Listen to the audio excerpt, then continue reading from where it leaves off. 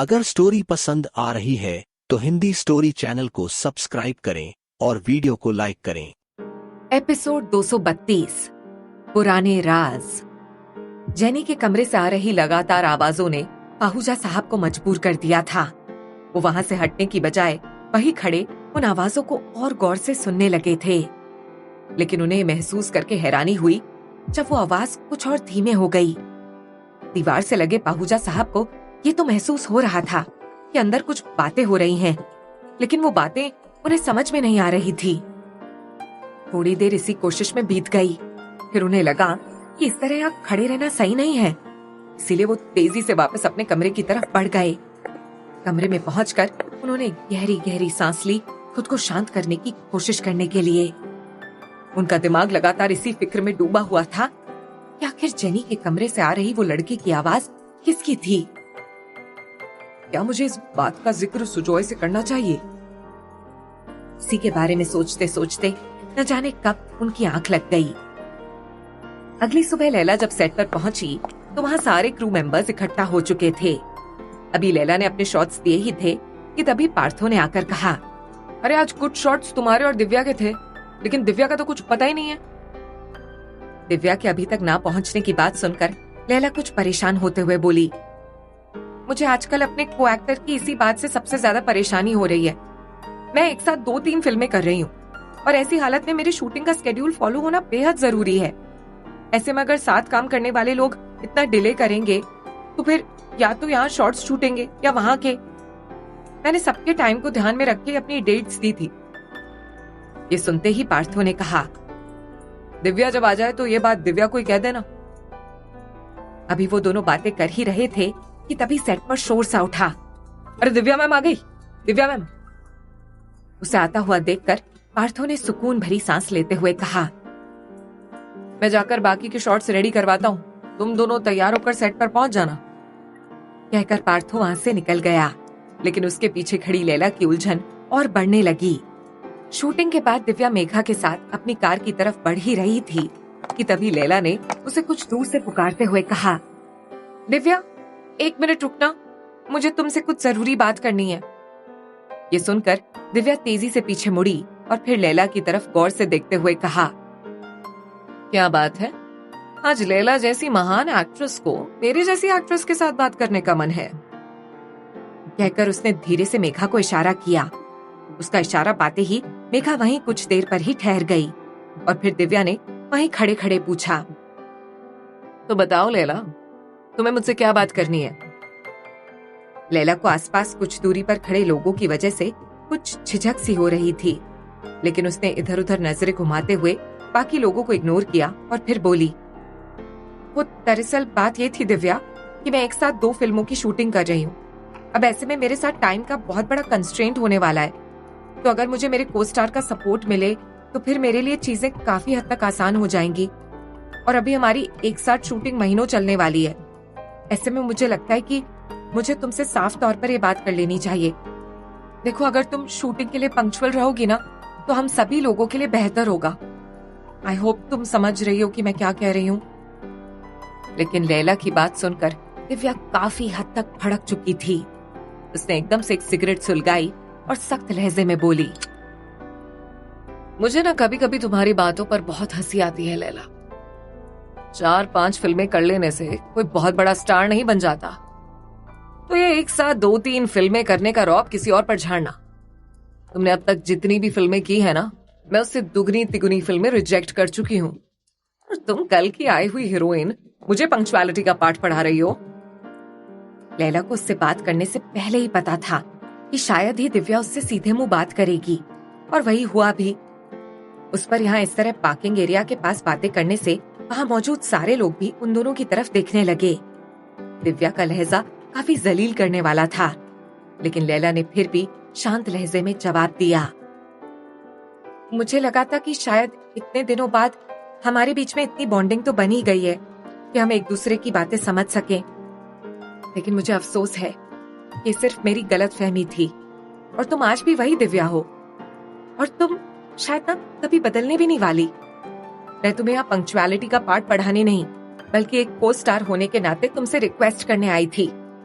शायद मुझे ये नहीं भूलना चाहिए था कि तुम जैसी बड़ी हीरोइनों के लिए लेट आना एक फैशन है, स्टेटस सिंबल है, और वो तुम कभी नहीं छोड़ोगी। लैला अपनी बात कहकर वहां से वापस सेट की तरफ लौट आई थी। वहां खड़े लोग तो इतनी बड़ी बड़ी हीरोइंस को ऐसे बहस करते हुए देखकर काफी रोमांचित हो रहे थे।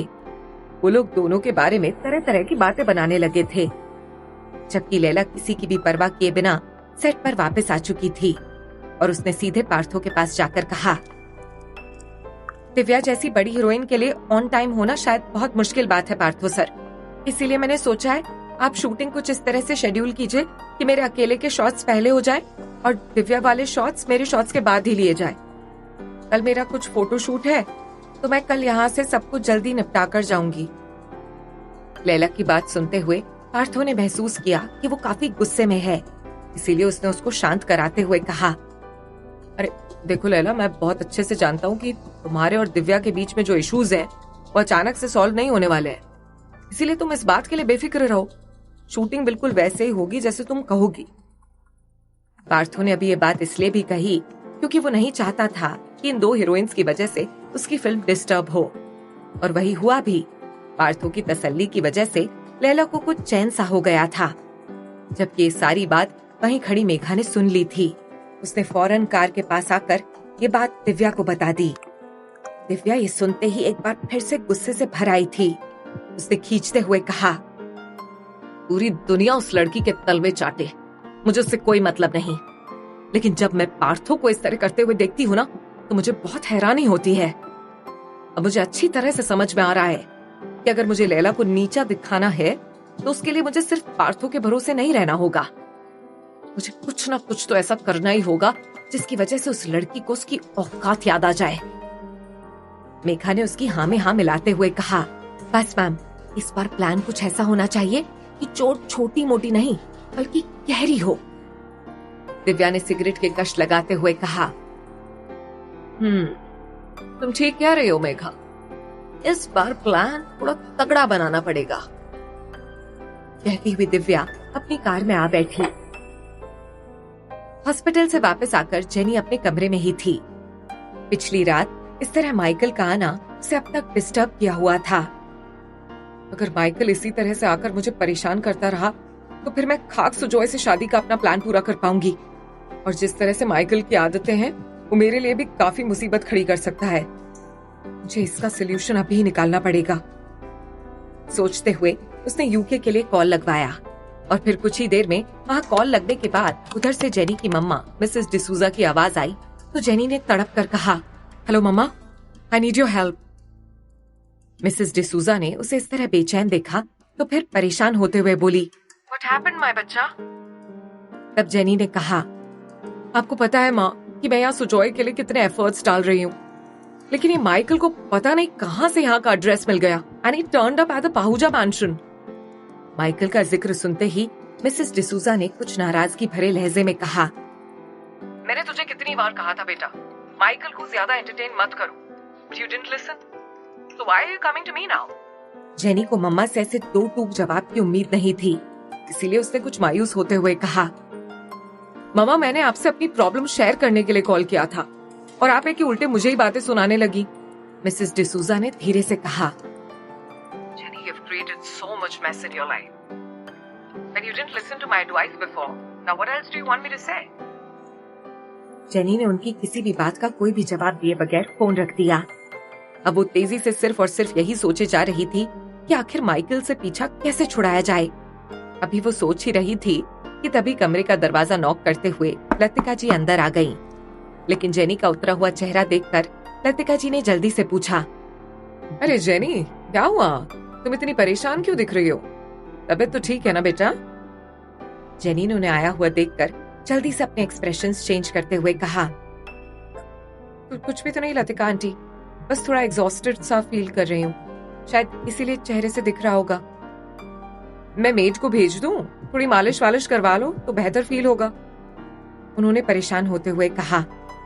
जेनी ने जैसे ही सुना वो जल्दी से बोली, नहीं नहीं आंटी, मैंने जरूरी मेडिसिन ले ली है, बस थोड़ा रेस्ट करूंगी ना तो ठीक हो जाएगा। तब लतिका जी ने उसके सिर पर हाथ फेरते हुए कहा, ठीक है, तुम आराम करो, ओके? कहकर वो कमरे से बाहर चली आई। उनके जाते ही जेनी ने एक गहरी सांस ली और झुंझुलाते हुए कहा, अगर स्टोरी पसंद आ रही है तो हिंदी स्टोरी चैनल को सब्सक्राइब करें और वीडियो को लाइक करें। इस घर में प्राइवेसी नाम की कोई चीज ही नहीं है। जब सोचो कि कुछ पल सुकून के मिले, तब ठीक उसी वक्त लतिका आंटी को मुझ पर प्यार उमड़ने लगता है। लगातार इधर उधर चीजें समेटते हुए वो खुद में बड़बड़ाए जा रही थी। जेनी के कमरे से निकलकर लतिका जी सीधे सुजॉय के कमरे में चली आई थी। उनके नॉक करने पर सुजॉय ने दरवाजा खोला तो लतिका जी ने तेजी से उसके कमरे में आते हुए कहा, तुम्हें याद है कि हमने जेनी को यहाँ रहने के लिए क्यों ऑफर किया था?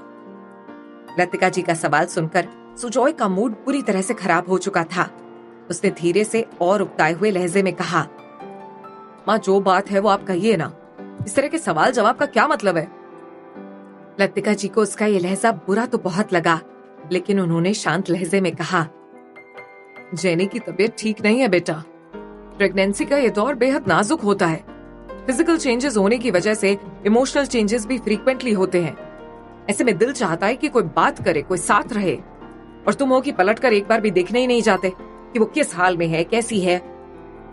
उनकी पूरी बात सुनने के बाद सुजॉय ने एकदम से उठते हुए कहा, मैं उसे देख कर आता हूँ।